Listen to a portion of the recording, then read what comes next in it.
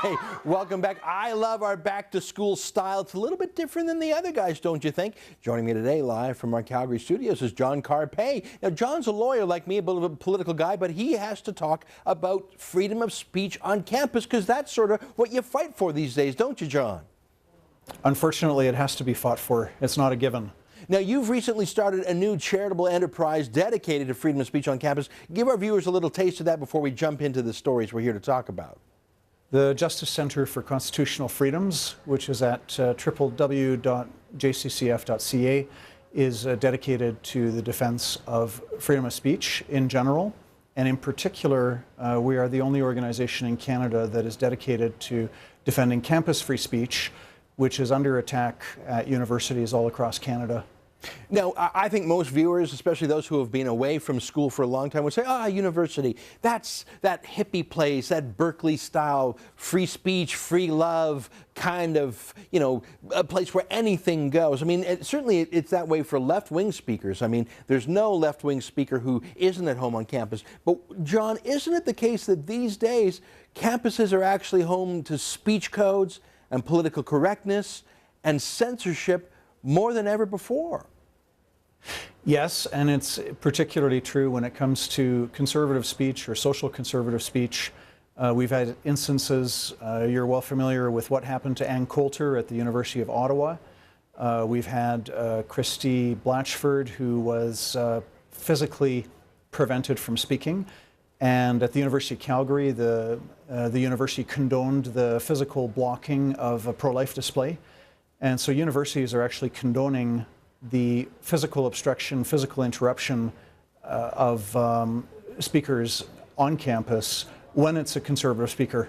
You know what, and I think of Israeli Prime Minister Benjamin Netanyahu, who was the subject of a veritable riot at Concordia. I want to draw a distinction, though, between the violent bullies of the left, the folks who physically shut down an Ann Coulter, and what you fight about, which is the university administration or students' unions legally trying to censor speech. To me, that's a whole different breed. I mean, there will always be ruffians and rioters, especially amongst the left, and we've got to hit them hard with the cops. But I'm not talking about criminality. I'm talking about the opposite. I'm talking about the University of Calgary, for example, sending actual police officers to the homes of students who are in a pro-life club. That's a case you're involved with. Tell me about the case of the U of C administration versus a little student campus club. Can you give me an update on that one?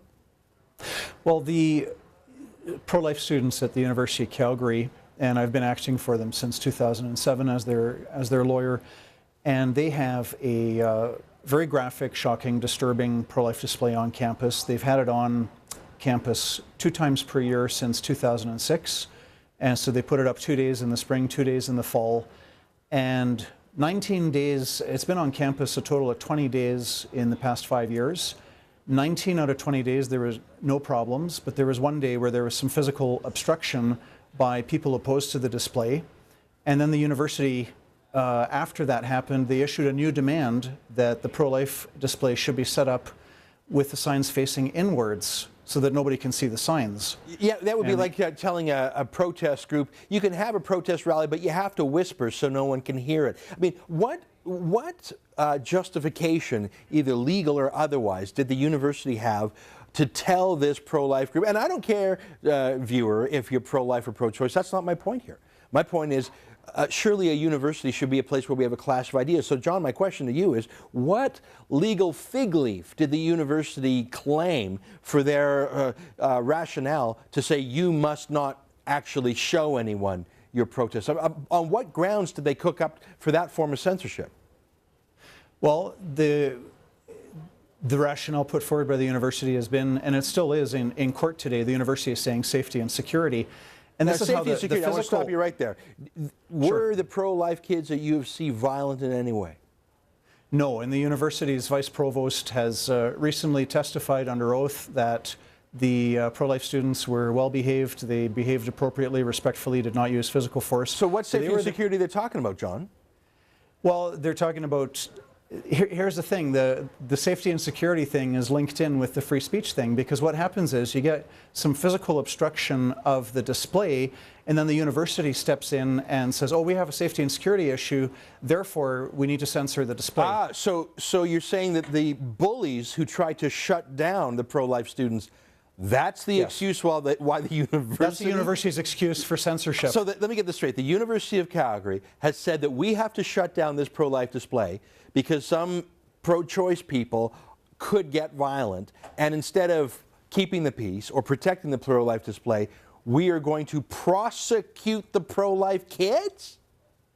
Well, university wouldn't use those words, Ezra, but I would, and indeed, that's exactly the case. So they first charged the students with trespassing in 2009, but these were registered students. How could they be trespassers on their own? How could you be a trespasser on your own campus, John?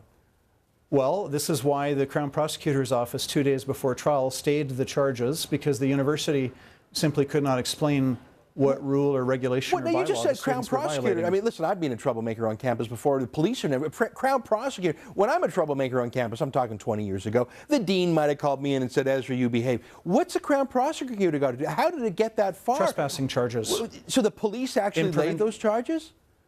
The police, well, the University of Calgary instructed the police to press the trespassing charges against the students. And the police obeyed? The police obeyed? Did. What a disgrace. Yes, have you taken this up with the police commission or any law enforcement review board? Well, I mean, it's one thing for the university to be stupid. I mean, professors, by definition, have a built-in stupidity gene that comes with a PhD. I'm talking about the cops. What the hell are the cops doing going to issue trespass charges against kids on their own campus? Who's running the shop over there, John?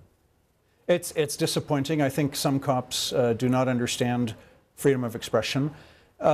Fortunately, though, after the Crown Prosecutor's Office stayed the charges because the university couldn't explain what rule the students were breaking, after that, since that time, the university has not tried that again.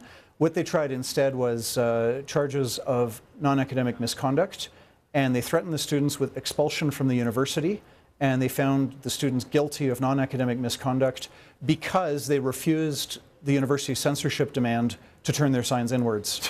John, listen, we're out of time today. I'm so mad about this story. I've been following it vaguely, but the things you're telling me today is just, it's off the hook stupid.